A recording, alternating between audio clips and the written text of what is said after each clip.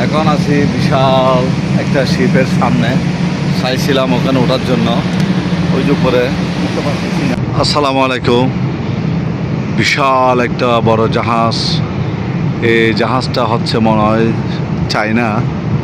কয়েকটা চায়নার লোক দেখলাম, ওই যে এখানে একটা লোক দেখতেছি, সে ওখানে দাঁড়ায় অবস্থান করতেছে।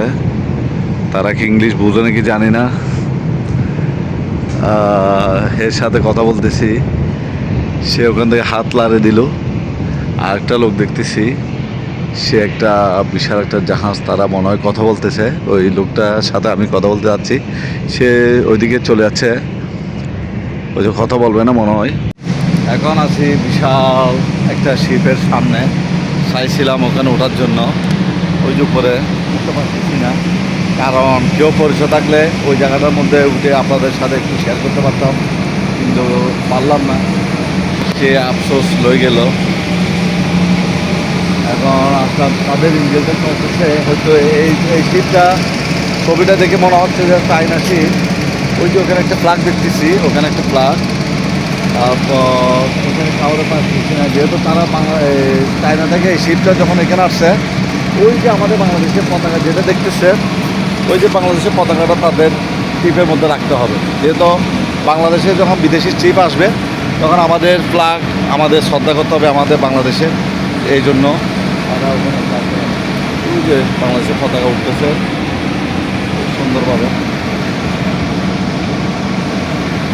যাই হোক, তারা এখন কেউ নাই। আমি চাইছিলাম একটা ছোট্ট একটা ব্লগ নেওয়ার জন্য, সে একজন বাহিনা আছে চাইনা। Hello, hi hi. ও ও হাই হাই, এই তো তারা কাজ নিয়ে ব্যস্ত। আমি এখানে আসলাম তাদের সাথে একটু কথা বলার জন্য, হয়তো কাউকে দেখতেছি না।